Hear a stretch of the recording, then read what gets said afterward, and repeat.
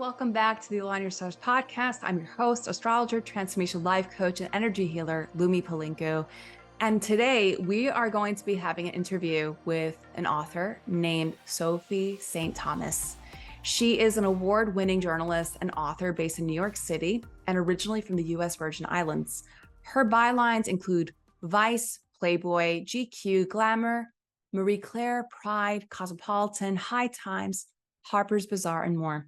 Her work focuses on sex, cannabis, glamour, and subcultures. St. Thomas is Allure magazine's resident astrologer and a sex columnist for Ask Men. St. Thomas is also the author of 5 books: Finding Your Higher Self, The Little Book of CBD for Self-Care, Sex Witch, Magical Spells for Love, Lust, and Self-Protection, Glamour Witch, Conjuring Style and Grace to Get What You Want, and Weed Witch, the essential guide for cannabis, for magic, and wellness. She is writing her 6th book called A Devil's Work, the real-life thriller about the history of reproductive rights and witch hunts, which comes out the summer of 2024. Wow, it's amazing. It's really exciting. Can't wait to explore her birth chart and fully scope about her background and how she got into this life's work. Now, before we have her join with us today, I'm going to be drawing the cards and just to see the nature of this energy that we are in right now. So just know that this is through generalized kind of standpoint, and please take it as discernment as well as a grain of salt. And if ever you feel the need to tune in into the message of these cards that I draw today, look back onto this recording and reflect on this, okay? So the tarot card that I will be drawing will be in association as the current energies that we're experiencing right now. So we are in the midst of eclipse season, and the solar eclipse in Libra, which will be happening on October 14th, will be regarding our values, our approaches to love and relationships. And the nature of the solar eclipse, the South Node is tethering behind all of these planets in Libra. So we have the sun and the moon, and as well as the South Node in Libra. So the South Node in Libra has to do with us releasing things, letting go, in order to make room for the solar eclipse to make its magic and pave the way through for us to excavate the changes in our life. So solar eclipses are amplified new moon. The impact of solar eclipses take place for 6 months. So from now in October all the way to April 2024, this will be the intensity as well as the opportunity for us to take charge of initiating the changes in our life. But this requires an area of sacrifice in a part of our lives in order for the changes to take foot. Now, look to 21 degrees of Libra in your birth chart in order to know what needs to be changed and what opportunities will be coming through to you in the next 6 months. So in relation to the solar eclipse, and as well as all the transits that will be happening in the month of October, and also for the recording of this may resonate with you. So just go with an open heart and an open mind and just breathe into it and relax into its message and take it as it is. This is a message for the collective and as well as for you, and as well as the nature of this podcast interview, what will be coming through. We got the Queen of Swords. So the Queen of Swords is Aquarius ruled. She is full on straight shooter when it comes to her principles, very powerful with her words. Her words could really pierce through anything. So if you are in this midst of confusion, as well as this feeling of not grasping your message as to what you want to project in your life, this card is an indicator that you have to start becoming more intentional with the selection of your words, becoming more crystal clear with your intent in life. Our words are like magic. It's like a spell. That's why it's called spelling, spell, S-P-E-L-L, ing, So the nature of the way we speak our beliefs, speak our true selves, or even the idea of how we are projecting our message, you have to be more affirmative, more selective, and more intentional as to delivering the context of your message. Now, the nature of this energy with the Queen of Swords is an indicator that you may have something, you may be experiencing a point in your life where you're not sure of like what you want to express in the midst of your relationships or live out in terms of what you were thinking. So swords cards have to do with the air energy. It's about us assessing the ways of how we are achieving harmony and balance and cooperation, compromise, all of those things. But sometimes whenever we are in those kind of elements for too long, we may misjudge our own meaning. We may misjudge our own like set of how we are truly feeling, and also how we are projecting our words and how we are clearly expressing our beliefs because we are in the midst of other people's company. Now, it's okay to be compromising and negotiate, absolutely, but don't let other people in your space around you or the nature of life around you override your true feelings and voice in life. Because the Queen of Swords card is somebody who's very direct, very affirmative. And you see how she has a white crow on her left shoulder. So the left has to do with receptivity. Now, becoming much more in alignment with your soul self, becoming more in alignment with your true, unapologetic feelings. Witness that and have gratitude for all the messages that are coming through to you. Analyze the meaning behind why you are receiving these messages. Write them down. Become more intentional. And also really continue forward in your life with true conviction and purpose. That's the Queen of Swords in her nature. And she also holds a sword in her right hand. So the crow is message. What do you really need to receive in this moment right now? That's her left shoulder. Now, her right hand means that depending on what you are receiving from the left is receptivity. It's our feminine energy too. The right hand, the right side of the body, has to do with the assertion, really honing in on the messages of what you were receiving and delivering it with action. Now, if you are working with people or compromising with people, if you feel like you have a say in something, say it and deliver. Really honor those words that you speak. When you are connecting with the higher source and really clearly stating what you truly want to do and as well as achieve in your life, the universe delivers. And also anything that you are in affiliation with, God, creator, divine, if you will, higher self, source, any of that sort. The Queen of Swords is an indicator that you have to ask and clearly ask, not be convoluted. Don't put in the linear mind in terms of naming why you're asking. Just ask.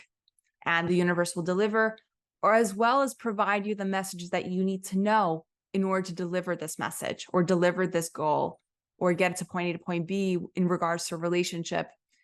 Allow the receptivity to flow through you and navigate through whatever it is that you receive in alignment with your actions. Okay, so I hope that you enjoyed this tarot reading message for today. And I hope this message really resonated with you, and as well as you received the necessary information for you to help you navigate through with what's next in your decisions.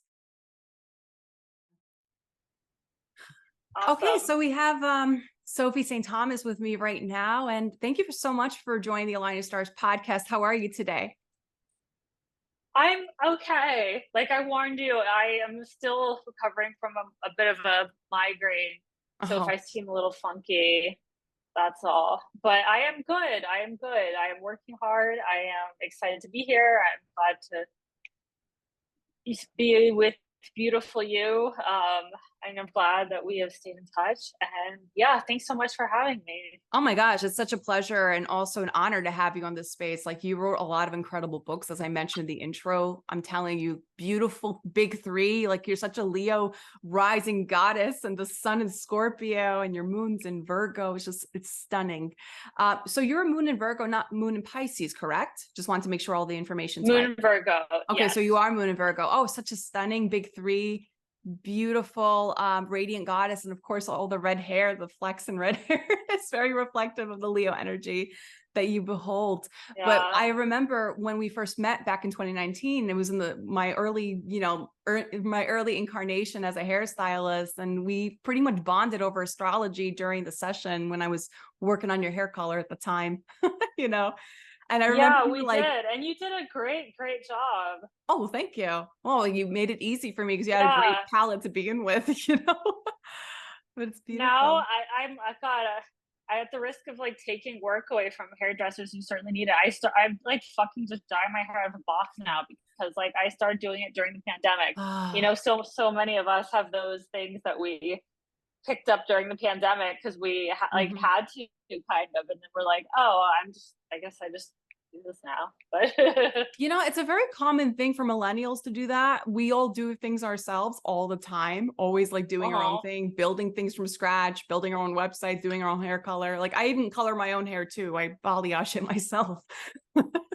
Well, it looks really good, and yours is like got the different dimensions going on that mine does not. Oh, I actually had like a Venus retrograde uh-oh. hair problem. Oh no. Have you ever like consciously ignored astrology? Like been like, even if you're a professional astrologer, like it's not really Of real, course. and Yeah. then you do something and you're like, damn it, it's totally real. Um, I'll tell my you my hair, unfiltered it experience. Yes. Well, I yeah, launched my please podcast. do. I launched my podcast during the solar eclipse last year, or actually earlier this year. Oh It wow. was fine, but I was burnt out and drained, and I had to repivot the direction of my podcast altogether. As many viewers and listeners know, I used to do like just one thing where I was just doing transits, and I was getting like really winded because I write it about it and I Mm-hmm. talk about it all the time on Instagram. It's just like there has to be something more to this. So the solar eclipse was happening in my fifth house of creativity, is Aries energy, that solar eclipse. So I was just like, I wonder what news is going to come out from this. So collaborating with people like you, oh my gosh, like this is much more enriching for me. And I have more, beat to my step and more, I feel lighter because I'm talking to people and I love collaborating more. Good. Yes. And I just wanted Good. to ask you, for people who don't know much about you, if you would like to introduce yourself, can you tell our listeners a bit about yourself and how you became interested in these diverse topics of sex positivity, witchcraft, beauty rituals, and also cannabis on top of that? Like you have such a variety of amazing topics Oh for my your God. books. How did you get into this world? That's Like it's so interesting. well, which world? You named like four of them. I know I do a lot, but they're all different stories. It all branches out to many different directions. So where did it all begin for you? Like how did you become Sophie Saint Thomas that we're talking to today? Oh God, I guess it was like, I anyone who knows me knows I love David Bowie, and he always talks about creating Ziggy Stardust, and then it was like a persona and this character, this monster, but then he became the monster he created, and that is 100% what happened to me. I studied journalism and political science and wanted to be a political reporter, and then God, through like a Craigslist ad, I got my first job in New York was a production assistant and then eventually an associate producer at MTV Networks. And I thought I was going to pursue a career in television as a producer, which I used to think when I heard that word, it meant like something super creative. But in case you don't, well, mostly what I did was organized shoots, which has been really, really handy. And maybe my Virgo moon likes it. But Totally. and in my heart, I was like, I wanted to be writing, but I just thought it was impossible to make a living as a writer. And like, I wasn't totally wrong. And so I was working at VH1 at the time. VH1 is owned by MTV. And I worked on Behind the Music for a while, which was really cool. But I was working under my legal last name. And I got introduced to the Vice editor, and I started writing about sex first. And this was back in like this was a decade ago, and a lot of times we forget like how much has changed in a decade. It sounds like it wasn't that long ago, but I was convinced I would be fired from my day job if my bosses knew I was writing about sex or vice. And so Sophie Saint Thomas was the pen name I chose because it felt like me, but it was different enough from my legal name that I was like, oh, my VH1 boss won't know about this. Of course, they did learn about this, but long story short, the writing did end up taking off, and one day my entire department at MTV networks got shuttered. They were like, we're not making any more in-house documentaries. We're gonna, buy documentaries from other filmmakers, from other production companies. But I was working on a documentary about EDM, electronic music, and Mali, and we actually had an interview scheduled the next day with Steve Aoki, who's a really famous DJ. We had to like cancel on him because like everyone was just out of a job, and I was like, well, I guess I'm gonna try to make the leap. Like, let's see if I can do the writer. Like, let's see if I can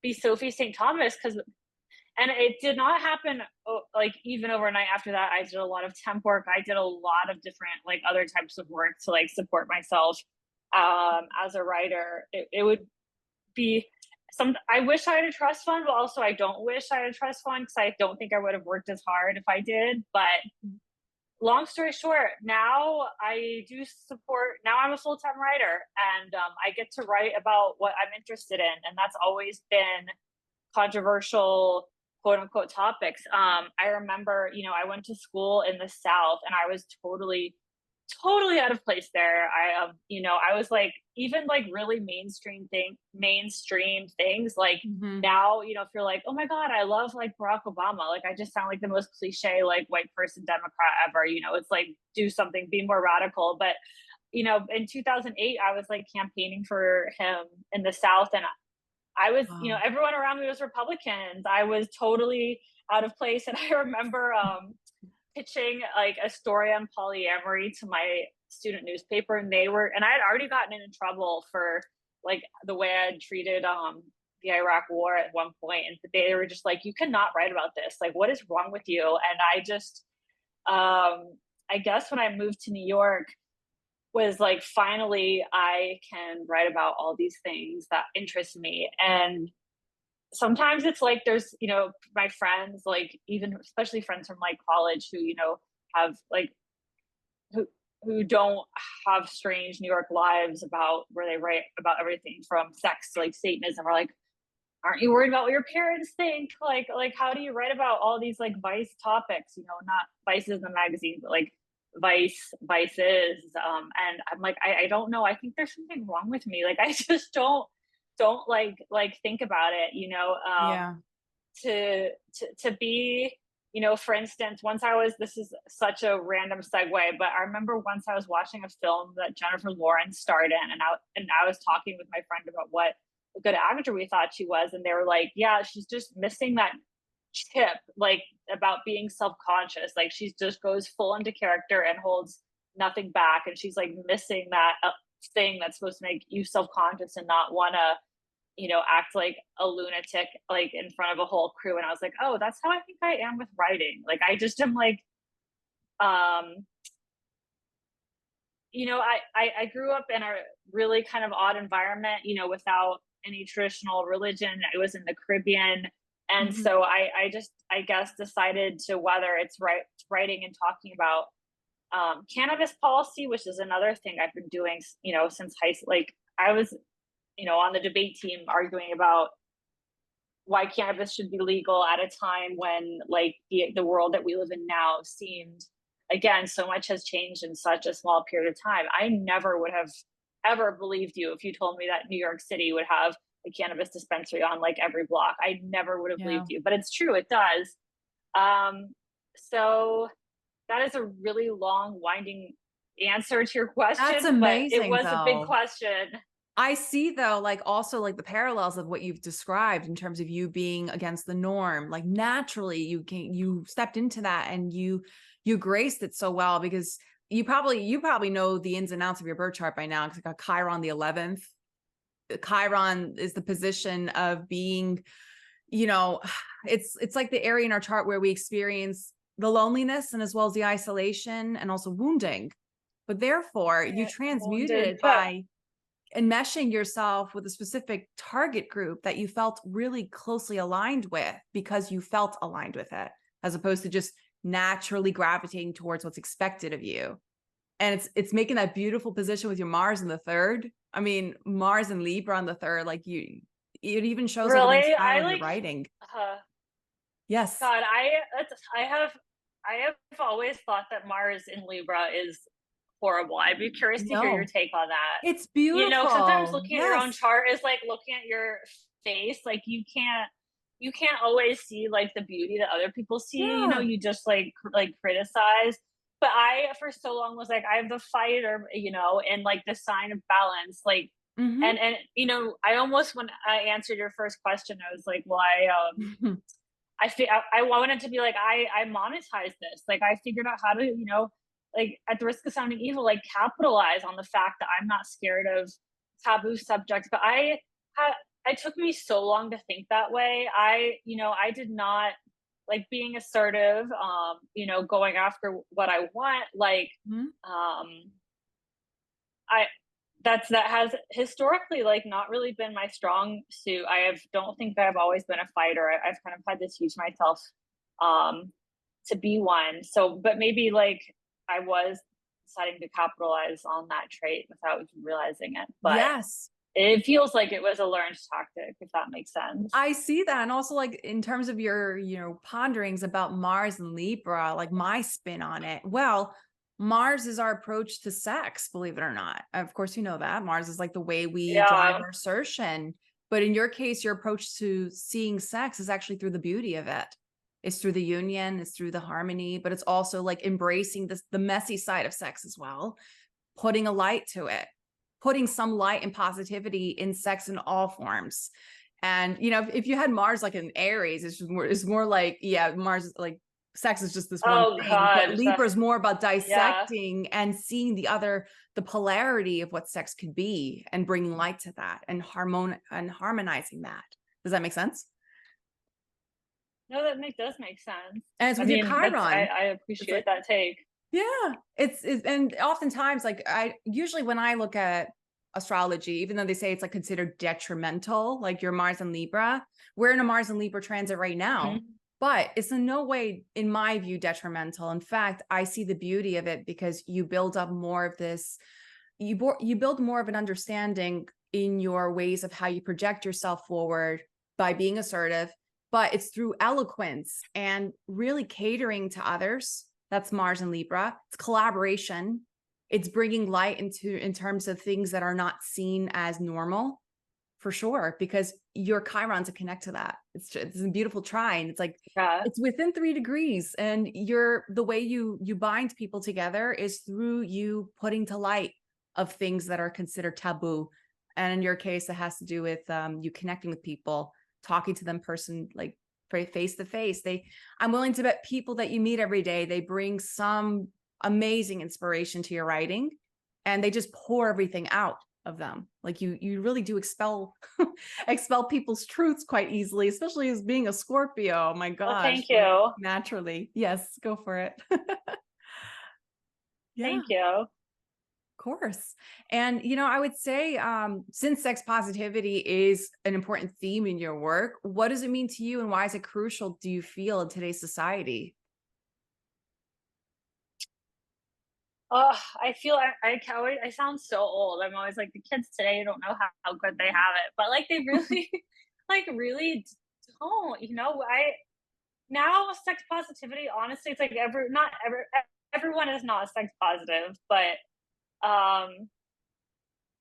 kids today get to like openly talk about, you know, being slutty or like wanting anal or like being queer. You know, I was in the closet for, you know, for the whole Bush era, and you know, I was in high school and like and college, and I really feel like sex positivity, I actually am, my career has changed too. I had a GQ article go up today about sex and dating, and a Cosmo one go up recently, and I like kind of decided like I should get back into like doing more editorial world because I've been writing books and that's amazing and that's my dream. But I've been working mostly on this book about witch hunts and reproductive Mm-hmm. justice a year now. So sometimes, to be honest with you, I feel like I'm a little like out of the loop about what is sex positive now. Can you ask me that question? I'm like, well, I remember, writing about like the right to be queer, the right to have different like relationship formats and like not judging people for their kinks. And Yeah. you know, except now that I think about that and think about my book, I remember how divided we are because I think we did have a bit of a sexual revolution where now more Mm-hmm. people are identifying as both gender fluid and queer more than ever. And there's just sex parties get to openly kind of exist Mm-hmm. and be talked about, and celebrities can even admit to attending them. But that definitely was not the case for I'm 35. For like when I was, definitely was not the case when I was a teenager, and even in my I would say early to mid 20s. So I would love to ask like a high schooler like what does sex positivity mean to you. But at the same time we're having like Roe was overturned and drag queens are illegal in some places, and our government, God, yeah, we're pretty all over the place, I guess, right now. So Yeah. maybe I take that back. I guess, unfortunately, I worry I become more of an anarchist every day, but because I have just gotten so fed up with our government and my belief that they are the answer to our problems. I increasingly more, just Mm-hmm. look to like community and like how can we solve this within the community? Because since when has the government like helped us out on this? But yeah, it seems like we need just more. Um, yeah, our government's a mess. I don't know. Mm-hmm. Like I said, I've had a migraine. I'm all over the place. I started out by saying that I feel like sex positivity has almost won, but then I started thinking about the anti-drug bills and the anti-abortion bills, and I don't know Yeah. if I think that. I think we're incredibly divided, and a lot of people are still being really really hurt, even if it is a lot easier, at least in some places, to be out. But I have a trans friend who lives in New York fucking city who had a gun pulled on her the other day. Oh. Like that, like I also don't want to just be in a place of like certain privilege and be like, oh yeah, everything's free, everything's fixed, because it's definitely not. But I guess I do think, at least in terms of the way people treat each other as opposed to certain laws that are being passed, I do think the world has become more sex positive. And I really hope that some of my writing has contributed to that Oh over the my years. gosh, your book Sex Witch, powerful. I was reading through it, like also I was like refreshing because I read it last year. It was actually one of the most profound books that I've ever read. And I'm telling you, Oh, like, thank even, you. of course, even growing up, I grew up in a very conservative environment myself. I'm Albanian. I think I mentioned this to you even when we talked in the salon 2019. Yeah, you did. I was like very conservative. I was very demure. I was like, how do you do that? Like, I asked you that question because you were like in a beautiful photo shoot where you just like bared it all and you're very comfortable in your skin. And I even asked you that question. I was very like closed off and very cloaked and like very conservative with myself because again, I grew up in an environment like that where if ever I openly talked about sex in my family environment, they would totally be like, shut up, like don't talk like that, or just like, they would like basically ridicule me and anybody that was around me. But I remember you saying like, Yeah, how could I not be comfortable? You said, I'm comfortable in my own skin. I feel happy in my space. And I felt the need. I think your now fiance took photos of you and you showed it to me when I was he coloring your takes a hair. lot of, well, he is a photographer, and Yes. yeah, I model for him a lot. I Yeah, remember that. Yeah. we do a lot of shoot. Yeah, we have a fun relationship when we really enjoy working together. Mm-hmm. Yeah, it was like one of the most, And, you know, you actually were writing the book Sex Witch at the time, I think. I think so, in 2019. I'm not sure, but I must have been finishing it. you were like furiously I jotting things started, down in your book. I remember you're like drawing pictures and you were writing and writing, like, you know. oh, that's just me always. I don't stop working ever. Like even when I sleep, I try, but people always tell me to stop, but I have just accepted the way that I am. Well, you're a third house stellium. Of course, you're never going to stop. The mental wheels are always turning for you, you know? Yeah. Yeah. I guess that's true. Yeah. And I remember like you were talking briefly about, we were talking about crystals during that time when I was doing your color, and you were talking lightly about your background in witchcraft. So it's often associated with spirituality and empowerment to some people who are following witchcraft. But of course, like it is taboo to some, so specifically with conservatives or people who come from traditional households. But how do you see it as an empowering individuals in their personal lives? And what advice would you give to someone interested in exploring witchcraft? Well, let's see. Well, that's such a big word, right? Like witchcraft. Like there's so many ways to do that. You know, do you want to get into astrology and learn tarot and kind of do these more mainstreams? Like, are you interested in some sort of like nature-based religion? Are you interested in working with I'm a journalist and a Scorpio, you know, I'm the investigator and detective. So like the first thing I did when I moved to New York and I wanted to learn more about it is I went to like a witch shop and bought all these books and started reading about it. So I would do that. I would just play around, you know, and if we want to talk like really witchy about it, you know, different people have different witches have different skills and different specialties and so I would just kind of like with sex, like explore and find out what interests you and what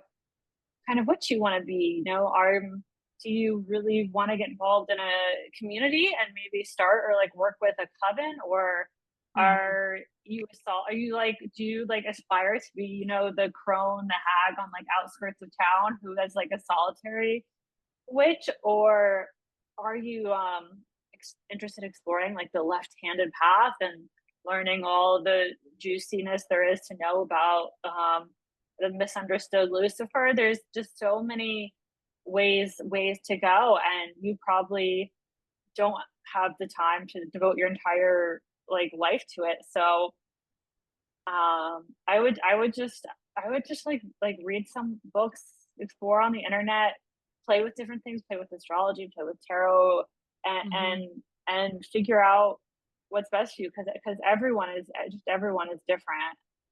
What do you consider yourself? Do you consider yourself the maiden, the crone, or the mother? Like, how do you view yourself? I'm just curious. I see myself as the crone sometimes. I don't know why. Go for it. For you. God, maybe none of them. None of them. Okay. You None of them. simultaneously Like work with all of them. I am like super femme, and I'm high femme, and I use she her pronouns, and I'm telling you, like when I saw Barbie, the only thing I related to was Ken. Like I am just like I really I'm serious. I'm serious. Like I am like the magician. If that makes sense. Like I think like the maiden, mother, crone, you know, archetypes are so beautiful, but I'll be honest with you, I do not have to. Yeah, I like the I magician feel too. so masculine and so Mars inside. You know, Yes. I was just talking to someone about that book, Men Are From Mars, Women Are From Venus, which probably would be so problematic and dated to read now. But, you know, we do associate Mars kind of with male sexual like aggression energy, like the warrior, where like Venus is like more like feminine energy, you know, lounging and receiving sensuality. And I guess I'm Scorpio, it's one of my ruling planets, but Yeah. I definitely relate to more. I'm a Mars person who like needs to remind themselves to like bring in the the Venus, because it's funny you asked me that, because I've thought about that before, and Mm-hmm. God, if anything, it might be the Maiden. Mm-hmm. But that's like me giving you an answer because you asked me a question, because I feel like I have to. No, of course. No, um, I loved it. I, I really do, because yeah, I feel like we all simultaneously work through all of those archetypes of the mother, the maiden, the crone. The mother is all about nurturing. It doesn't have to specifically mean you have to have birthed a child to be a mother. You actually no, extend that I know nurturing that. to other people. Yeah. Yeah. I just don't really. I've never really. I don't. I know. Yeah. I don't know. I'm Ken. I'm Mars. I love it. And it also shows, like, because you do have quite a bit of, like, you have a lot of like introverted energy, which is the Scorpio stellium that you have. You got the Mercury, Fortune, Pluto, and Sun. And I don't know if you know about Nyx. Do you know the goddess Nyx by any chance? No, I mean, I not. talked I know about this. Stevie Nicks, the goddess Stevie Nicks, Well, but Stevie Nicks, no, I'm she's kidding. also a goddess in her own, but there's an asteroid that we all work with, but she's the primordial goddess of the night. I actually talked about this in my last episode that I recorded just yesterday. Nyx is the asteroid goddess who has to do with the beginning of time, the beginning of basic creation itself. She is the void in between that holds the stars in the sky. So she's a primordial goddess of mother, but not necessarily mother, but she's more about holding space for other people to be their own light and true selves. Like, she's the dark. You have Nyx exactly conjunct your sun. I don't know if you knew that, but now you do.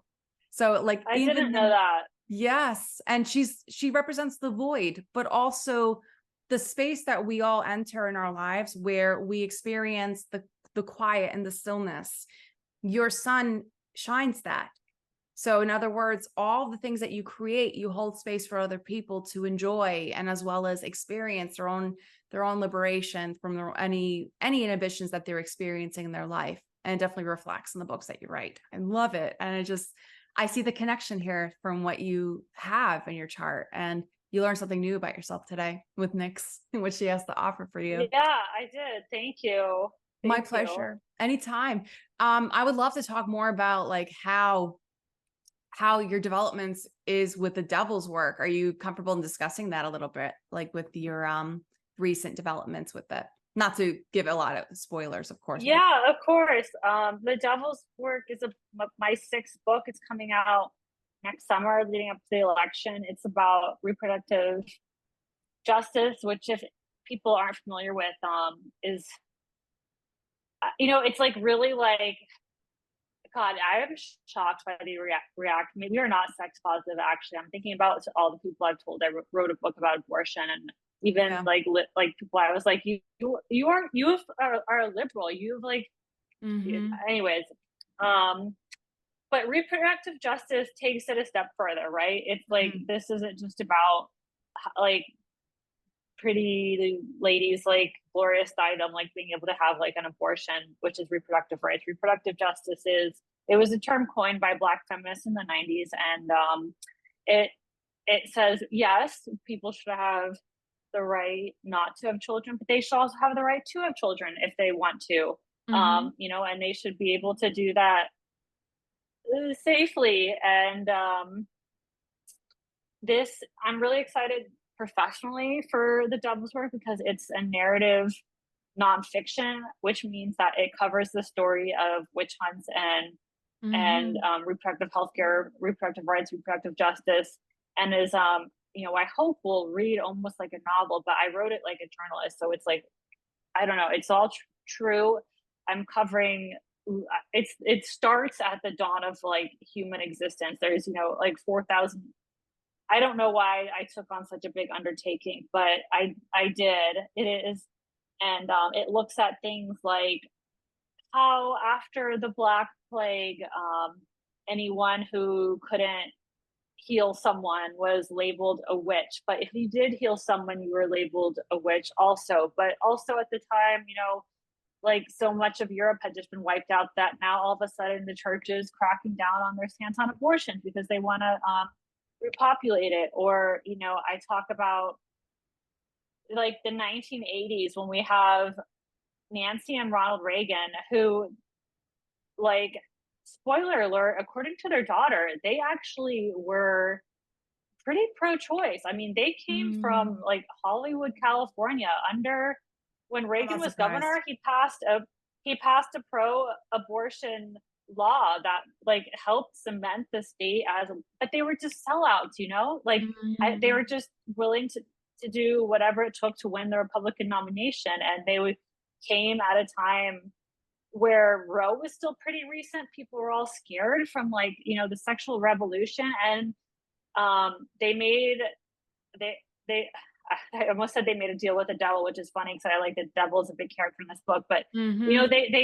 they shook hands with the evangelicals for the vote, and the I'm off on a tangent now, but the 1980 election is really interesting for Catholics because historically Catholics were Democrats because they were such big believers in charity, and but then Roe passed, and Catholics see abortion as a sin beyond forgiveness. So a lot of Yeah. Catholics faced a really hard decision in 1980 after abortion entered the picture. It was like, do we vote for the party that doesn't want to give any money to the poor but is against abortion, or do we vote for the party that you know is that is the more charitable party but Mm-hmm. has these like social liberal beliefs that we don't get behind? And so now I'm getting probably a little too much into politics, but during this time we had the infamous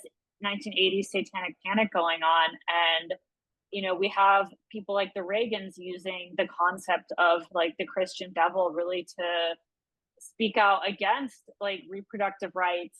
But at the same time, like, oh my God, Nancy Reagan had an astrologer. She had like a White House astrologer, like Joan. We all know about her. Ronald Yep. consulted her too. And I'm just like, you hypocrites. Like, it makes me so mad. I They all use them. hate I'm the telling Reagans you, even if they say so they much. don't, I'm willing to bet everybody But they, high mainstream tier careers, they use oh them. They my don't God, admit it.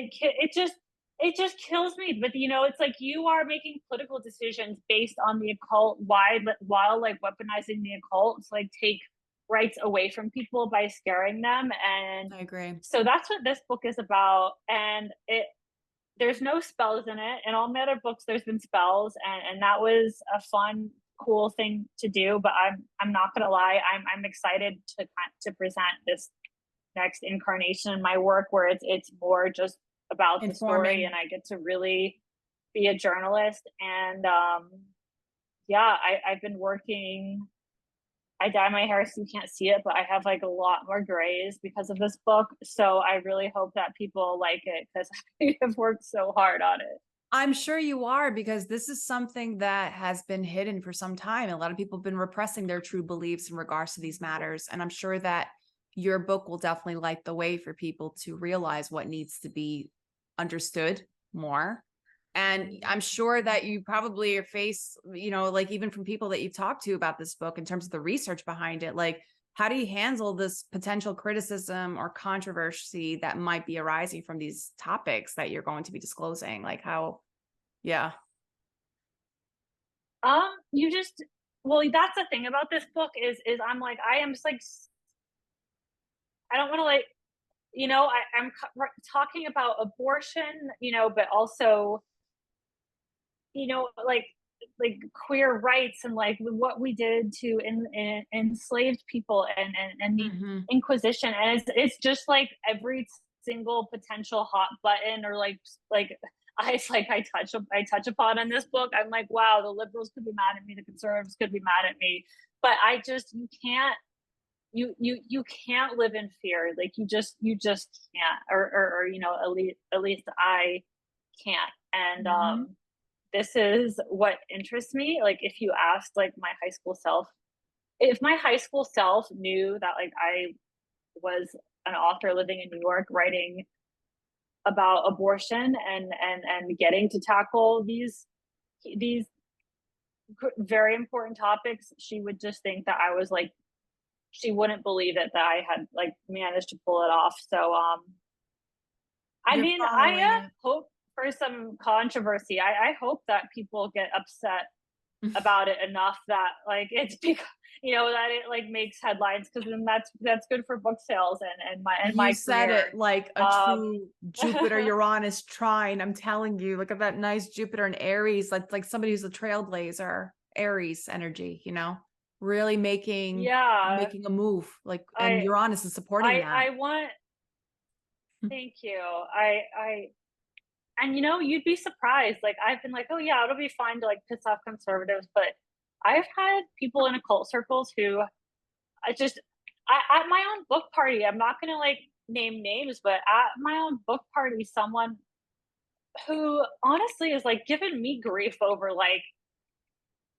ridiculous like things Mm-hmm. came up to me and was like, I can't believe you're writing about such an ugly like topic. Like you're Mm-hmm. sex witch, you're supposed to be fun. And I was like, ugly topic. Of course, this is a man. And I'm like, Mm-hmm. you're telling me that me writing about like reproductive rights is an ugly topic at my own book party? Like one, since like I don't see it as an ugly topic. It's a complicated topic, but it's an important topic, and anything that's so important, like it's not, it just can't be ugly, because it's required, and I don't believe that. Anyways, so my point is that I in my head have kind of been like, oh, you'll only like these nasty conservatives are really against abortion, and it will be good for you to piss them off. But I have realized from talking about this book that it's a lot more people have a lot more complicated viewpoints on the topic than I thought. So we'll just have to see what happens. Yeah, I'm very excited for you, and especially like exploring the Salem witch trials and the witch hunts and everything. That's a very interesting thing, and something that really you have to enmesh yourself in deep research and exploring, because it's something that has been like really kind of like covered, and not a lot of people really explore this deeply, because it's something that has been like completely like overlooked over time, especially with women and how we are expressing ourselves. I feel like women in this position now, Yeah, we're so confused about our roles and the designated roles. Huge thing, especially when we get married or before we get married and before we even decide to start dating people. Like, it's just like we're always confined to like following a certain structure and trend. And Albanians really are set behind, especially the women, in terms of like what's expected of them, how they should be, even the marriage. Like they completely are wiped away of their identity. And I feel like even in other really rich cultures, they seem to be stuck in that kind of confined way of being, you know. And that's something I feel like should be talked about, and especially with your book, I think that's something that could open up a lot of amazing discussions too. well, yeah, I hope so. Mm-hmm. Yeah, it's really powerful. And it just shows, like, as I mentioned before, like the Jupiter and Uranus trine that you have going on, that's definitely a position in your chart that's meant to pave the way for people to start listening. So it sounds like you are tapping into that part of you. And you even went through a Jupiter return a couple of years back, and that probably was the time when you had that idea about the book. So it was around, let's Yeah, see, from Taurus about a year and a half ago. something did happen then, but I have to be honest, I can't even remember. I had like a mental note like Jupiter, this thing, but I don't know. I don't remember what it was. Okay. Well, yeah, like I'd say like 2 years ago, that's around the time when the Jupiter return happened. And the ninth house of higher learning, as you know, and books and research was activated around that point. Just sounds like you're completely aligned with that position. So it's wonderful that you were following through with what you were instilled with these beautiful positions in your chart. So I would say, what would you suggest in terms of like, your book probably, does it have like any anecdotes or experiences from your own life that will be into the pages of this upcoming book that you're going to be releasing? No, 100% not. I don't want Okay. any of that. Like I'm telling you, I am a journalist in this book. This is there's so many stories, and my story, honestly, as like a cis white woman, has been told like so many times. It doesn't really need to be told again. No, I am actually so stoked that I am not in this book at all, that it is just not just a history book. So I think that it's more exciting than what you might assume as a history book. But Mm-hmm. there's a lot of characters in this book. Like I said, it covers 4,000 years of history, but I am not one of them. I really wanted to keep myself out of it. I even, I was raised in like by Democrats, and I was researching this book, and I realized, I was like, every book you have read is like written by a liberal. Mm-hmm. Every single book and then and I was like, that's why Roe got overturned, because liberals are just reading books by liberals, and it's like, we're like we this needs to stop. So I read a ton of books written by conservatives and people who are against abortion, Mm-hmm. who think abortion should be illegal, who think it's 100% murder. I was like, I need to understand. Like, I need to like figure out, because like don't cancel me, but like I don't think we can assume that like not every person against abortion is just like 100% evil. Yeah. This is a nuanced situation, and I read these books about the history of reproductive rights written by um, people who identify as pro-life, and I learned about these historical figures, and I was like, has anyone else like ever bothered to like listen to what these people are saying? Because I have never heard this story before, and I can't believe I've never heard this story before. And when Roe was overturned, so many people were so surprised, and after I did all this research, that just made me so angry. It made me so angry that people were surprised, because I was like, this is like Hillary Clinton, calling Trump voters like baskets of deplorables or whatever. This is like they have there has been a clear, open, like laid out path to overturning Roe, ever since it passed, and it was right there in front of us, and everyone, not everyone, but a lot of people who like call themselves pro-choice feminists just completely ignored it, and stayed in our safe little liberal bubbles. And so I'm telling you, with this book, like, no one is safe. Like, I'm coming after like the liberals too. No one is safe. Because I was ashamed of myself, how little I knew about how we got here, and I'm a sex journalist who really cares about this subject, and has obviously kept up with it. And if I was surprised at how little I knew, then Mm-hmm. I really hope that my readers will be even more surprised. I hope to teach people something with this book. I don't, like I said, I don't want to tell, just stories that really have already been told. That's amazing. No, I'm definitely like, I'm willing to bet though you've put in a lot of your heart and soul into this, especially as a Scorpio, like especially with the Mercury in Scorpio. I mean, you're definitely going to get the hardcore truth here. So I'm very excited to read it when it does get released next year. Thank you. Yeah, I'm Thank looking forward you. to seeing it. And can you share a pivotal moment in your experience in your life that's greatly shaped to who you are today? Oh God. There's a lot of them. I do think this is so Scorpio of me. I've seen a lot of death. I have. Like, I've seen a Mhm. lot of like like this never happens. Like, for instance, it was actually the first time I drank. I was in middle school, which is young. But like, I saw a friend parachute with an American flag strapped to his back a month after 9/11, and he was parachuting. This was when I lived in the Virgin Islands. He was going to parachute onto the beach as like it was at a chili cook-off, to commemorate 9/11 with, and his parachute didn't open, and he hit the beach, and he splattered, and he died in front of all of us. Wow. Like, Oh like my people. So gosh. when my friends are like, I'm going skydiving, I'm like, ha, like, you do not have enough trauma if you're like paying for that, like, I think that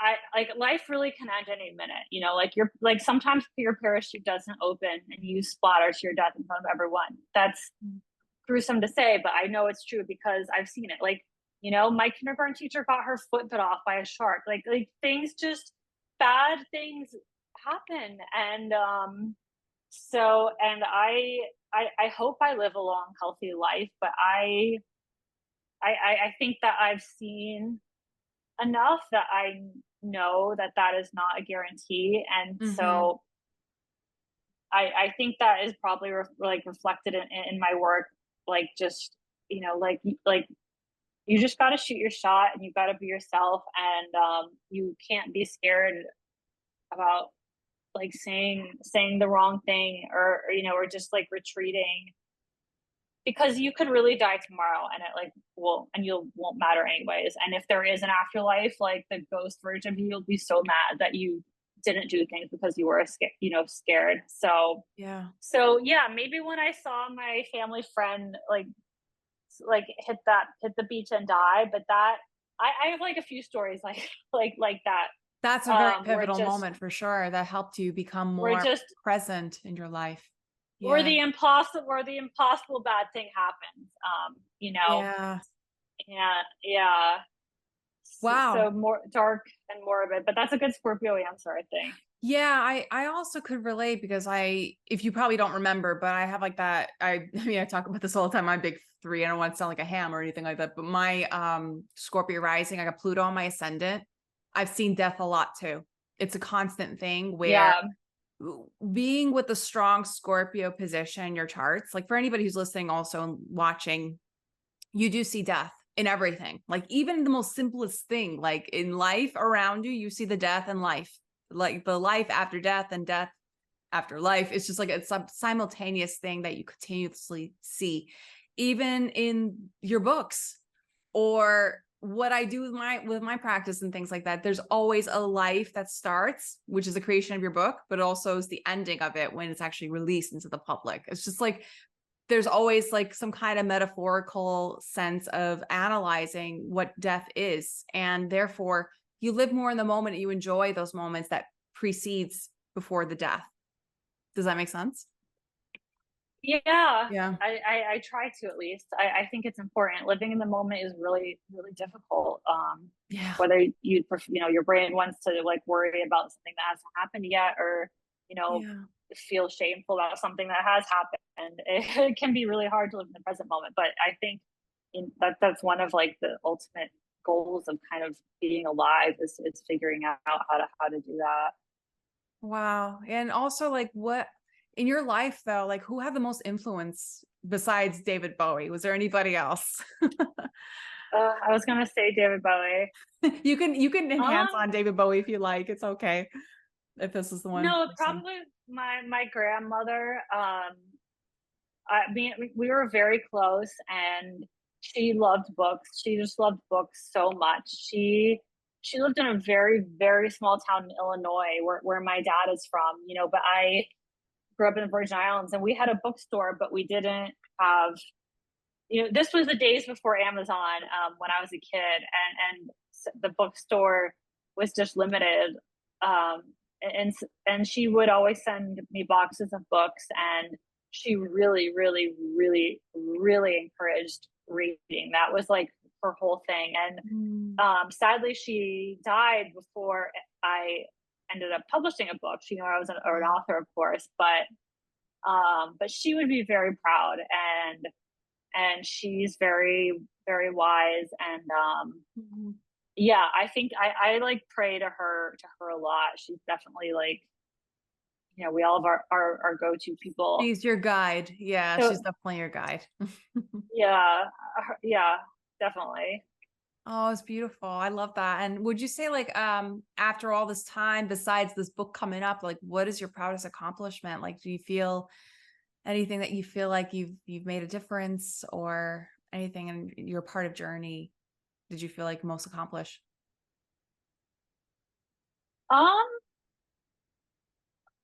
God, I'll just like sound basic here, but I actually am really proud that I'm engaged. I like Congrats. kind of, Yes. you know, thank you. It's just like I'm, you know, a queer woman living in New York City. I know I don't want children. So dating with the intention, I've never really dated for marriage. Like it's always been okay if like, you know, I have one foot out of a relationship. And of course, in a lot of ways that let me live my life in a really fun, adventurous way. And I do still live my life in a fun, adventurous way, but it is hard. Like being in a relationship, being a good partner for someone, being someone's spouse is hard. It I is so agree. hard. Like like it is so easy. And I like I'm sorry to all my exes. Like it is so easy to be like a dickwad with like your foot half out of a relationship and just to be selfish. But it is like to decide to like recognize, oh, I love this person and like they make my life better and they're good for me. Like you have to make a conscious decision. Like I'm not going to run away from this love. I'm not going to self-sabotage this love. I am going to do the work on myself it takes to be in this relationship. And that was I think because you know some people maybe feel like they're better like in their at their personal lives and they need more help in their professional lives, and for me it's always been like the opposite. Like I've always felt like my professional life you know it is generally going well because I put a lot of effort into it, and then maybe like my relationships have been on the back burner, but trying to find I guess maybe that Mars and Libra, like that balance and and do it all. So yeah, I actually am very proud of myself for I love getting hearing engaged. I that. wasn't sure if that was going to happen. That's a good answer because a lot of people that I ask usually talk about what they do, but in your case, it's more about your relationships because it hits close to home for you because it's your private life. It's something that you should take reverence in. And you know, marriage, yeah, it is hard. I'm married. I've been married for 3 years now. It's just like I love my husband, absolutely, openly, but like sometimes it does get challenging for everybody. Of course, I don't have a hunky dory rainbows and unicorn marriage. No, I don't think anybody Yeah. else does. But through the conscious will of selecting each other and choosing each other and love every day, that's such an achievement. And that is definitely an accomplishment. So that was the best answer I've ever heard. I was just like, wow. I'm like, I love that you said Well, this. And thank it's you. definitely the Mars and Libra in you for sure. Could you let the listeners know, and as well as the viewers know, where they can find you online, as well as purchase your books? Love to know. Yeah, just follow me on Instagram. I have a link to all of that. I'm at the Bowie Cat, like David Bowie and then the kitties. Sophie Saint Thomas. Just type in the Bowie Cat and you'll find me. And yeah, thank you so much for having me. Oh my gosh, thank you so much for joining the Aligned Stars podcast. I mean, I would definitely love to have you on this show again, also to talk about your book when it gets released next year. I mean, you were such a That'd be great. Yeah, that'd be wonderful. And a joy, yes. And I would love to have you on again. You're wonderful. And your unfiltered, beautiful goddess nature does shine through quite a bit. So I do love to have you on again. Thank you so much, everybody, for listening to the Aligned Stars podcast. And I will see you next week, and be well.